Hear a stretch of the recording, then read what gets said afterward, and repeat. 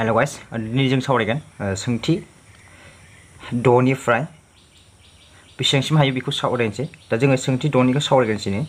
गायनि मोनफ्रोम अनजिमानि थाखाय मा अनजिमाजों रानोब्ला अनजिमाया मोनसे आबुं अनजिमा जागोन। अब्ला जों आबुं अनजिमा मा अनजिमाजों रानोब्ला मोनसे आबुं अनजिमा बा आबुं अनजिमा जागोन बेखौ जोङो दिहुननांगौ। अब्लाथ' जों दा थांदिनि।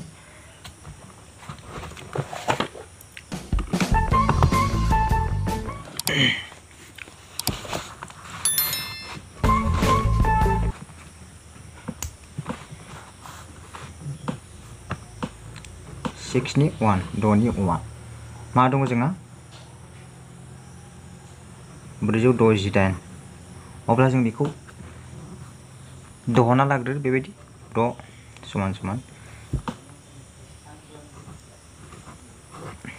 2 जों 2 2 जों 3 2 जों 4 2 जों 1 2 जों 1 2 जों 7 अब्ला 3 जों 3 9 3 जों बेसेबां 9 अब्ला 3 जों बेसेबां 1 3 अब्ला जोंनि 3आ जोंहा मा बर्ग जायासै। अब्ला जोङो मा लिरनो हायो डाइरेक्टनो 2 स्कुवेर सानजाब 3 स्कुवेर सानजाब 13 खेबसेयावनो लिरबाय आङो, बुजि मोनदों आं सानो। दा नेक्स्टआव जोङो अब्ला लिरनांगोन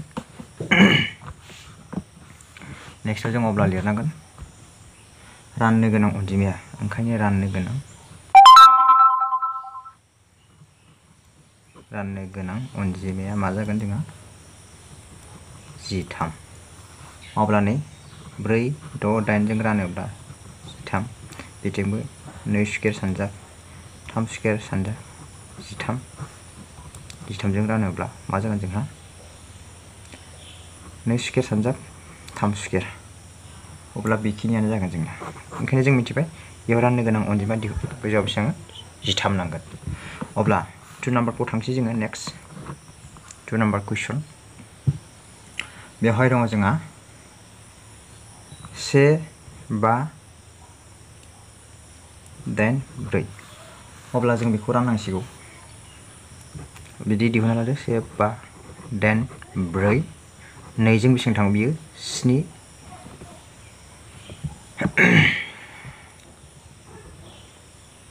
7 बेसेबां 9 बेसेबां थांगोन 2। अब्ला 2 जों बेसेबां 3 2 जों बेसेबां 9 2 जों 6। अब्ला थांगोन 2 जों 1 2 जों 9 2 जों 8 2 जों बेसेबां थांगोन 2 जों 9 2 जों 9। अब्ला 3 जों थांगोन 3 जों 3 3 जों 3 जों 1 1। अब्ला जोंहा मा मोनखो 2 स्कुवेर सानजाब 2 स्कुवेर सानजाब 3 स्कुवेर सानजाब 11। अब्ला जों मोनथिबाय बेवहाय मा राननो गोनां अनजिमाया मा जागोन जोंहा 11। अब्ला जों राननो गोनां अनजिमाखौ जों मिथिबाय माजों राननांगोन 11। ओंखायनो 1 5 8 4 राननाय 11 समान समान 2 स्कुवेर सानजाब 3 स्कुवेर सानजाब 11। अब्ला बिथिंबो रानदो 11। अब्ला मा थागोन 2 स्कुवेर सानजाब 2 स्कुवेर सानजाब 3 स्कुवेर बे 11 दानाय रानखांबाय। अब्ला दिहुननो गोनां अनजिमाया जोंना मा जागोन लिरोब्ला, ओंखायनो दिहुननो गोनां अनजिमाया जोंहा 11 मोनसे आबुं अनजिमाया जागोन बा मोनसे आबुं अनजिमाया जागोन जोंहा 11 बेखौ लिरनो हायो। दा बुजि मोनबाय नों सानो, जुदि बुजि मोनाखै नोंथांमोना कमेन्ट बक्सआव सोंहर। दा 6 नाम्बारनिनो जोंहा 3 नाम्बारखौ खालामनोसै। 3 नाम्बाराव दङ जोंहा 2 6 4 5। अब्ला बेखौबो जों खालामदो 2 6 4 5 खौबो खालामदो। 2 जों बेसेबां थाङो 1 3 2 बे 2 जों थाङा जोंहा, मानो होनबा 5 दङ नैया 5 जों बेसेबां थांगोन इयो 5 बा 25। अब्ला बेसेबां थांगोन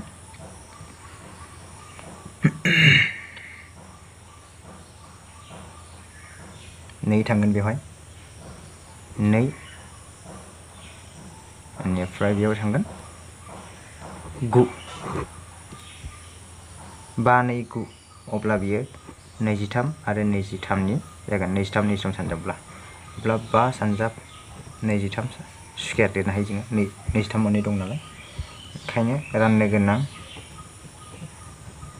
अनजिमाया मा जागोन जोंना 5 2 6 4 5 राननाय 5 बेखौबो लिरदो 5 सानजाब 23 स्क्वायर राननाय बेसेबां 5 अब्ला बेसेबां 23 स्क्वायर अब्ला जोंहा दिहुननो गोनां अनजिमाया मामोन जोंहा 5 दा जों मिथिबाय स' निश्चय बुजि मोनबाय जुदि बुजि मोनाखै नोंथांमोना कमेन्ट बक्सआव सोंहर दा नेक्स्ट 4 नाम्बारखौबो खालामसै जोङो 4 नाम्बारखौबो खालामजोबखानोसै 4 नाम्बाराव दङ जोंहा 1 6 2 0 अब्ला बेखौबो जों दिहुनना लादो 1 6 2 0 2 जों थांगोन जोंहा बेहाय 2 जों बेसेबां 8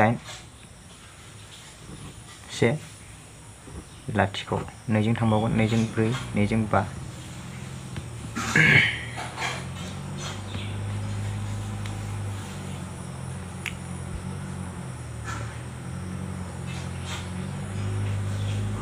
अब्ला जोङो 3 जों हायो 3 जों बेसेबां थाङो 3 सानजाब 1 3 सानजाब बेसेबां 5 अब्ला 3 जों बेसेबां थाङो 5 अब्ला जों लिरनो हायो 2 स्क्वायर सानजाब 3 स्क्वायर सानजाब 5 अब्ला जों मिथिबाय बेवहाय जोंहा स्क्वायर गैया 5 अब्ला जों राननो गोनां अनजिमाया ओंखायनो राननो गोनां अनजिमाया मा जागोन जोंहा 5 1 6 2 0 बेखौबो लिरदो रानदो 5 जों समान 2 स्क्वायर सानजाब 3 स्क्वायर सानजाब 5 राननाय 5 रानोब्ला जोंहा 3 स्क्वायर अब्ला जोङो मोनसे आबुं अनजिमाया जागोन बेसेबां ओंखायनो मोनसे आबुं अनजिमाया जागोन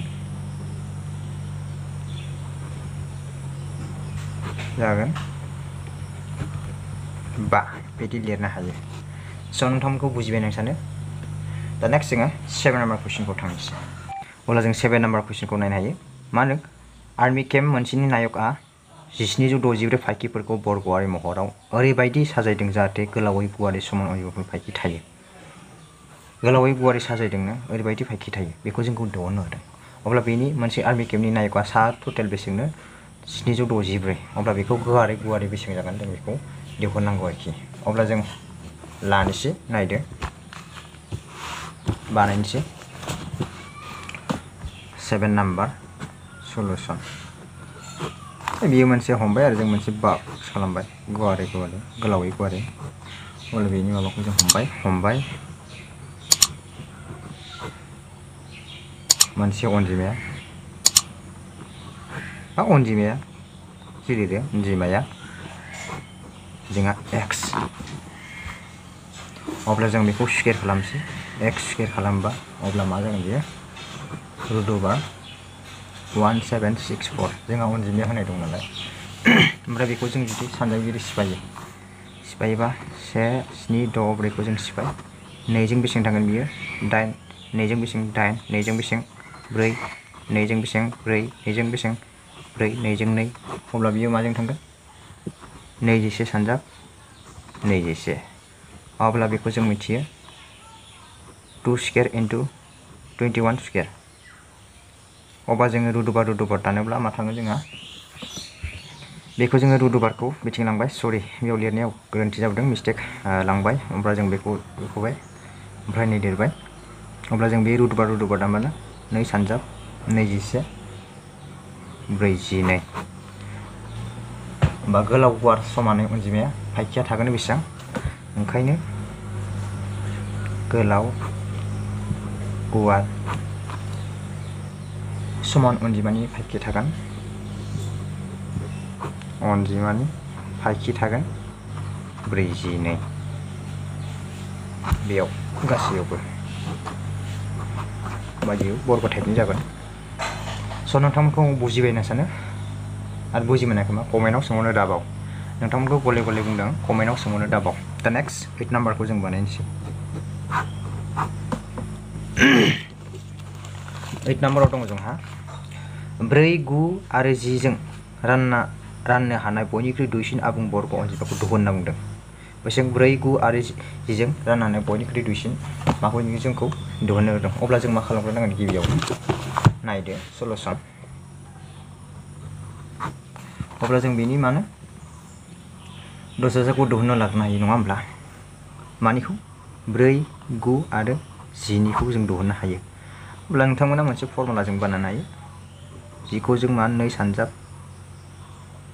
5 मोनो, 9 खौ मानो जों 3 सानजाब 3, अब्ला 4 खौ मा मोनो 2 सानजाब 2। अब्ला बेखिनियाव मा मा गैया बेखौ जों बेजों डाइरेक्ट सानजाबबानो जायो। बेयाव गैयिखौ 2 खौनो सानजाबबानो जों मोनो डाइरेक्टनो होमबा 9 जों 90 आरो 2 सानजाबा 180। अब्ला जोंनि एलसिएमा बेवहाय 4 9 10 नि एलसिएमखौ जों बेसेबां 180 मोनबाय। अब्ला जों 180 खौ जुदि सिफायो अब्ला जों मा खालामनो हायो 180 2 सानजाब 2 सानजाब 3 सानजाब 3 सानजाब 2 3 सानजाब 3 सानजाब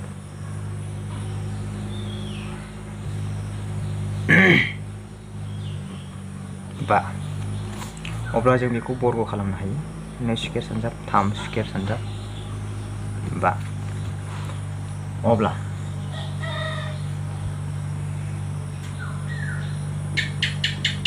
अब्ला जों नुयो मा 180 आ मोनसे बर्ग अनजिमा नङा। 180 आ मोनसे बर्ग अनजिमा नङा। जाहोना मा नैया जोंहा 5 आ जुदि स्कुवेर जायोमोनबा जों जागोन। मानोना बेवहाय 5 आ बर्ग जायाखै। बेयाव लिरबा मानोना होनब्ला मानोना बेवहाय 5 आ बर्ग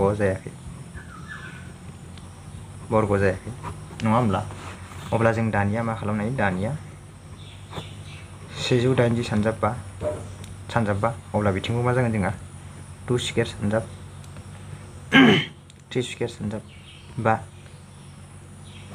सानजाब 5 खालामबा अब्ला जों मा खालामनो हायो सानजाबा लाथिख'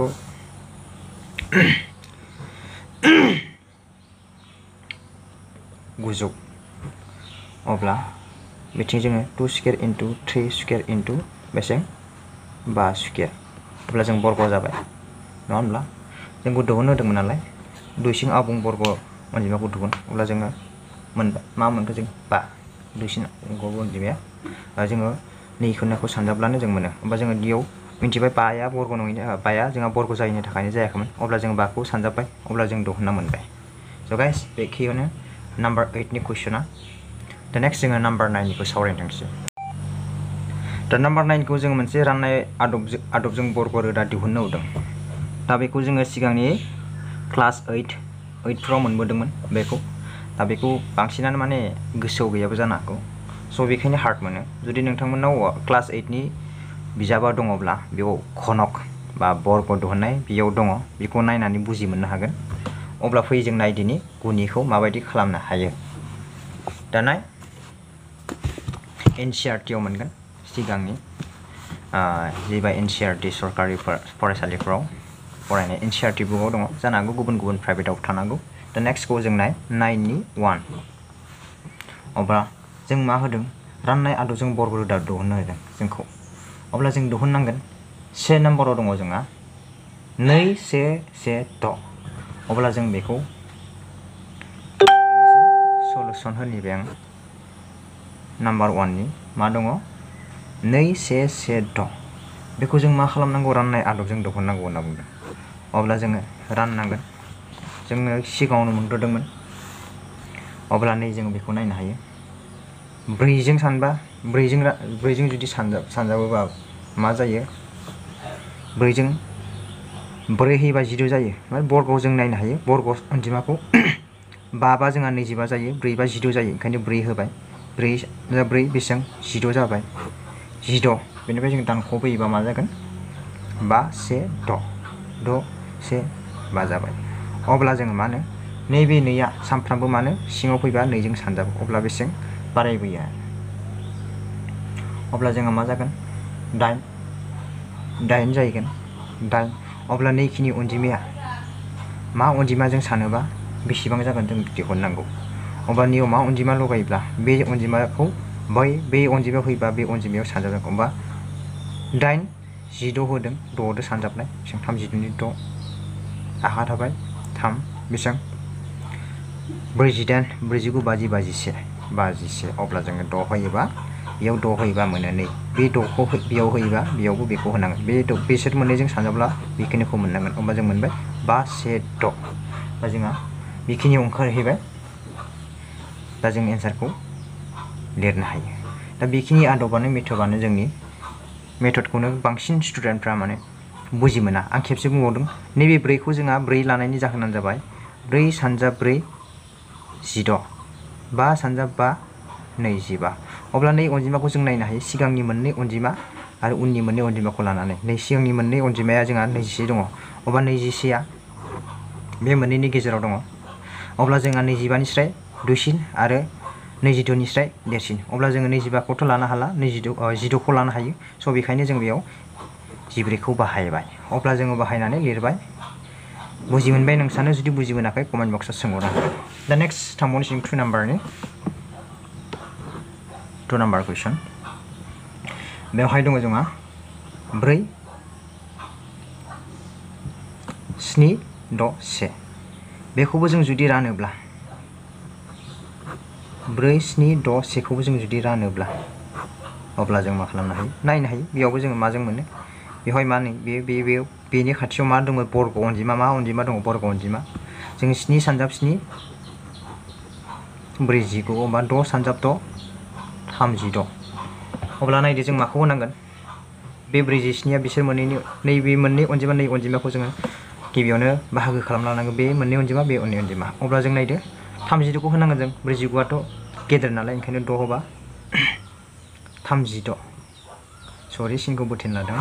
अब्ला जों दानख'ब्ला बेसेबां जागोन नैया 1 1 6 1 अब्ला बेखौ मा होनदों नैबे नै सिङाव सानफ्रामबो मा जायो 2 जों सानजाबदेरो 2 जों सानजाबदेरनानै सिङाव लिरनांगौ। 2 सानजाब 2 12। अब्ला जों नायदो मा अनजिमाजों सानोब्ला लास्टआव मा मोनो 1 मोनो। अब्ला जों 9 जों मोनो 9 सानजाब 9।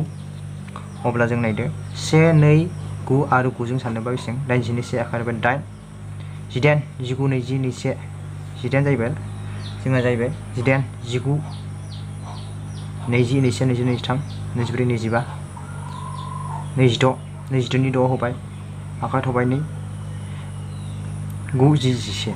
अब्ला जों मोनबाय नैयाव बेवहाय 9 होयोबा बेयाव 9 होनांगोन ओंखायनो 1 1 6 1। नोंथांमोनखौ बुजि मोनबाय नों सानो जुदि बुजि मोना कमेन्ट बक्सआव सोंहर। दा गले गले रिकुवेस्ट खालामो बुजि मोनाबा कमेन्ट बक्सआव सोंहर। दा बेबायदिनो दिहुननांगोन जों गिबियावनो अनजिमाखौ मोननै बाहागोआव खालामग्रोना लानांगोन। बेखौ बाहागोनाय बेखौ बाहागो बेनि उनाव जोङो खालामनांगोन। दा नेक्स्ट दङ जोंहा 3 नाम्बाराव दङ जोंहा मा दङ 5 7 6।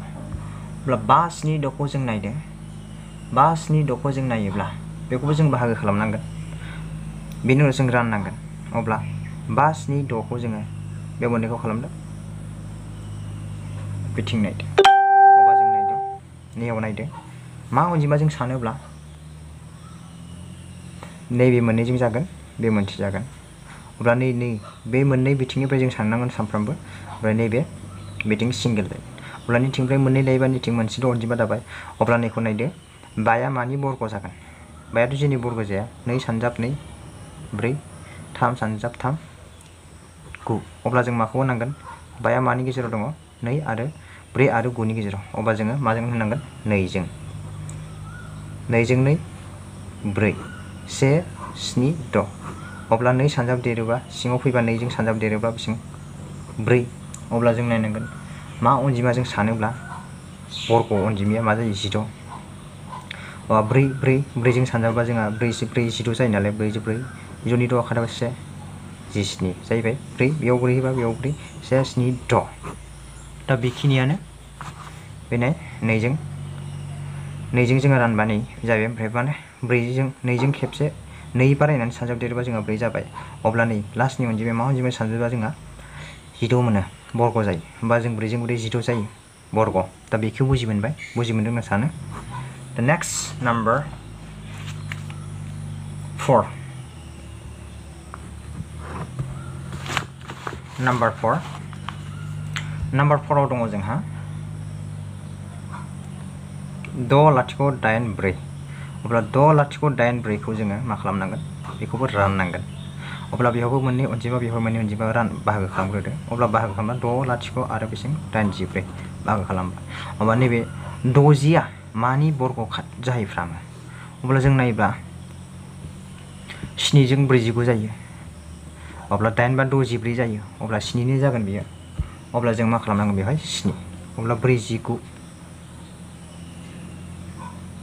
7 जागोन बेवहायबो 7 बेवहायबो 7 अब्ला 49 जों दानख'योब्ला बेसेबां 10 निफ्राय 1 8 4 अब्ला सानजाबा 2 बारायदेरोबा बेसे जागोन 14 अब्ला नायदो मा अनजिमाजों सानजाब्ला जोंहा मा जायो बर्ग जाया बर्ग नैबे लास्टनि मुंसेनि जायगायाव बर्ग सानजाबोब्ला मुंसेनि जायगायाव जोंहा 4 थागोन अब्ला 8 जों सानजाब्ला जों निस्सय अब्ला जों 1 4 8 खौ होना नायदो 8 जों सानजाबना नायदो 4 6 32 38 11 अब्ला जोङो बेयाव मा जागोन 8 8 1 1 8 14 दा दिहुननो गोनां एन्सारा जोंना बेखिनियावनो दङ दा नोंथांमोना माबाफोर कनफिउज जायोब्ला कमेन्ट बक्सआव सोंहरजागोन दा 9 नाम्बारना जोब्बाय बेखिनियावनो दा नेक्स्ट जोङो 10 नाम्बारनि थांसै दा 10 नाम्बाराव दं गाहायनि दशमिक अनजिमाफोरखौ बर्ग रोदा दिहुननो होदों जोंखौ बर्ग रोदा दिहुननो होदों अब्ला बर्ग रोदा दिहुननाय जों मिथिगौ मारै दिहुननांगौ मारै दिहुननाङा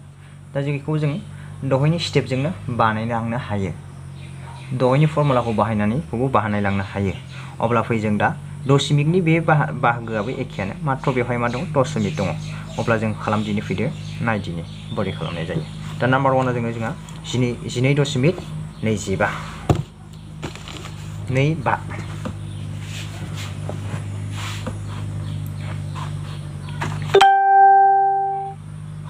10नि से नाम्बाराव दङ 12.25 अब्ला जों बेखौ दहायनि बायदि खालामना लानो हायो निस्सय अब्ला 12.25 बेखौ खालामदो जों बर्गआव सिनखौ बोथेफ्लाङो अब्ला जों मिथियो बेयो मानि बर्गनि खाथियाव दङ जोंहा 3 3 9 4 4 16 अब्ला जोंहा 3 खौ होनांगोन 9 ओमफ्राय बेनिफ्राय जोङो जुदि दानख'योबा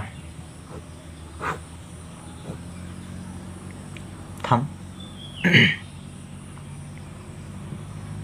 अब्ला नैबेयाव जोंहा सिङाव मा सानजाबफैयो 2 होमबा बेसे जागोन 6 अब्ला सिङाव जोङो मा खालामबाय बे दशमिक दङ नालाय दशमिकखौ जुदि बोखानबा बेवहाय दशमिक होदो 25 जाहैबाय बोखारनोबा बा दशमिकखौबो जों लाखिनो हायो दा जोङो दशमिकनियाव होयोबा खोमोरनो हायो अब्ला जों नियाव सिन्था खालामदों नैबे उननि अनजिमाया माजों सानजाबोब्ला 25 जायो अब्ला 5 सानजाबबा 25 जों जायो बेखौ जों मिथिबाय बा 65 जोंनियाव होयोबा 5 होयोबा बेयावबो होनांगोन 65 जों 5 सानजाबनाय 5 2 32 अब्ला जों मोनबाय बेयाव मा जागोन 5 नियाव मा जागोन 5 325 अब्ला जों मानि बर्ग होनना मिथिगौ बे 3.5 नि बर्ग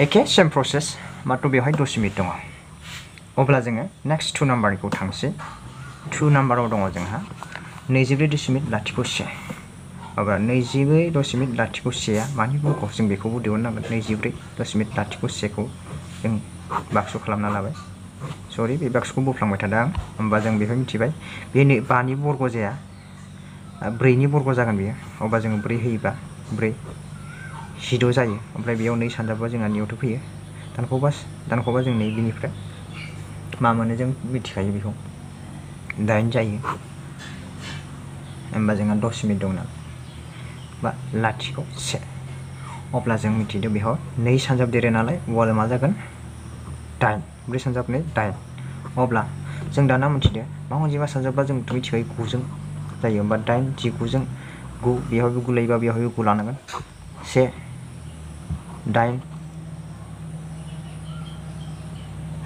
72 73 74 75 76 77 78 79 80 अब्ला जों मिथिबाय बेयाव मा जागोन 80 जागोन होनना जों मिथिबाय 9 9 अब्ला मोनसिगोन 8 लाथिख' 1 अब्ला जों मिथिबाय 2 4.01 बर्गआ मानि बर्ग अनजिमा जोंहा 4.9 नि बर्ग नेक्स्ट 3 अब्ला जोंहा 3 नाम्बारनिया मा जागोन 146.41 अब्ला जों रानोब्ला बेखौ मोननै रानोबा बे 1 जों 1 थांबाय 1 अब्ला जों 4 6 अब्ला सानजाबबा 2 सानजाब देरोबा 2 अब्ला जोंहा बेवहाय मा बारायबावगोन खेबसे 2 बारायबा 2 लाबा जों बर्ग नालाय 2 लाबा बेसेबां 44 अब्ला 2 4 1 होबाय अब्ला जों नैबे बारायगोन 2 4 अब्ला नैबे 1 मा जों सानजाबबा 1 मोनो 1 अब्ला बेबो 1 बाय सानजाबबा जोंहा 2 4 1 दा बेखिनिया जोंहा 146.41 बर्गआ मानि बर्ग 2 12.1 नि बर्ग दा बेखिनिखौ बुजिमोनबाय आं सानो जुदि बुजि मोनाखै नोंथांमोना कमेन्ट बक्सआव सोंहरनो हागोन बेखिनियावनो दा नेक्स्ट 4 नाम्बार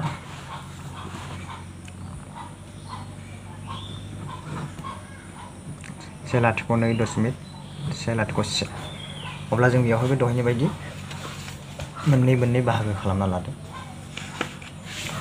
मोननै बाहागो खालामना लायोबा 1.2.1 अब्ला बेखौ जों रानोब्ला बेखौ मोननै खालामबा बे 1 जों 1 अब्ला जोंहा मा थागोन लाथिख'खौ होलायाबाबो जायो जोङो गोसो 2 लाथिख' 1.1 होब्ला अब्ला जोंहा बेवहाय 2 जों सानजाबा 2 अब्ला जों मा खालामनो हायो लाथिख' होयोबा जों मा जायो बेवहाय लाथिख' जों लाथिख'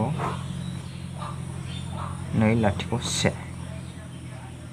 जुदि लाथिख' लायोब्ला बेवहाय लाथिख'बा होमबा जोङो दशमिक खोमाबाय बेवहाय अब्ला खोमाबा जोङो दानिया बेवहाय 2 बारायगोन बिथिं जोङो 2 लाथिख' 1 खौ मा खालामनो हायो 1 होयोबा 2 लाथिख' बेवहाय जोङो 1 सानजाबा 2 1 होनांगोन बेवहाय 2 लाथिख' 1 जों सानजाबा जोङो 1 बर्ग मोनो ओंखायनो 2 लाथिख' 1 ओंखायनो दिहुननो गोनां अनजिमाया जोंहा लाथिख' 2.1 नि बर्गआ जोङो मा जागोन 10 लाथिख' 1 नि बर्ग बेयो बेनि बर्ग स' नोंथांमोनखौ बुजिबाय होनना सानो जुदि बुजि मोनाखै सोंहरनो दाबाव दा आं बेखौ खेबसे क्लियार खालामलांबावनि बेयाव जोंहा बे मोननै अनजिमा लाबाय नालाय दा बेवहाय जोंहा 1 जों 1 जायो जोंहा बेवहाय नैबे लोगो जाफाया ओंखायनो जायो होमबा जोङो 1 लाबाय अब्ला जोङो नैयाव 2 बारायदेरनानै 2 लाबाय 2 ओमफ्राय बेवहाय जोंहा लाथिख' लाबाय बे सानजाबा 2 दा गिबियाव ओमफ्राय जों इथिं बारायदेरनांगोन अब्ला जों लाथिख' लाबा जोंहा बेवहाय लाथिख' दं नालाय बेवहाय जों लाथिख'खौ बेवहाय लाथिख' होनो हायो बेवहाय अब्ला जोङो माने 2 लाथिख'जों लाथिख' 2 जोंहा 2 ओमफ्राय लाथिख' 1 फैबाय अब्ला जों बेवहाय बारायदेरबाय 2 लाथिख' 1 बेयाव 1 लायोबा 1 जों 1 सानजाबा 1 जायो बर्गआव अब्ला जों बेखौ मोननांगोन 1 जों सानजाबा 2 लाथिख' 1 अब्ला जोंहा 10 लाथिख' 1 नि बियो बर्ग जाहैबाय अब्ला नेक्स्ट जोंहा 11 नाम्बारनि कुइसनफोर दङ गाहायनि माबे अनजिमाया बेजोरा अनजिमानि बर्ग होनना बुंदों अब्ला जोङो बेजोरा अनजिमानि बर्ग जायोब्ला जों मिथियो मा खालामनानै मिथियो साननानै नायब्ला जों मिथियो माबे बेजोरा अनजिमानि बर्ग माबे जायो माबे अनजिमानि जोंहा बर्ग नायोब्ला जों बेखौ नायो 11निखौ नाय 11 नाम्बार कुइसना गाहायनि बबे अनजिमाया बेजोरा अनजिमानि बर्ग अब्ला जोङो मोनसे अनजिमाखौ जों नायबा डाइरेक्ट मिथियो जोंहा 13 नि बर्गआ बेसेबां जायो 139 अब्ला जों डाइरेक्ट लिरनो हायो 139 जिसे कुइसन नाम्बारा 139खौ जों मा खालामनो हायो 13 नि बर्ग बियो मानो होनबा 13आ जोंहा बेजोरा अब्ला गाहायनि माबे मुंसे बे नाम्बाराव गाहायनि माबे मुंसे थावनियाव 1 जागोन अब्ला जों नायनो हायो माबेनिया जायो मुंसेनि थावनि सोंदों नालाय जोंहा 1 नाम्बाराव दङ 19 स्कुवेर अब्ला जों 19 खौ मिथियो 9 सानजाब 9 बेसेबां 81 अब्ला जोंनि सेथि थावनिया 1 जागोन ओंखायनो अप्शन 1 आ जोंहा मा जागोन नैबे Option 1 आ correct जागोन. Option 1 correct. नोंसिनि थावनिया से जागोन नैबा गु सानजाब गुबा. अब्ला C नाम्बाराव जों नायदो. C नाम्बाराव मा दङ? 82 स्क्वायर आरो 18 स्क्वायर आरो 92 स्क्वायरनि गेजेराव मोनबेसे नंगुबै अनजिमा दं? अब्ला जों बेखौ नायनो हायो. मोनबेसे नंगुबै अनजिमा दं जों नायनो हायो, दिहुननो हायो. अब्ला जों दिहुनब्ला मिथिगोन बेसेबां दं बेसेबां गैया.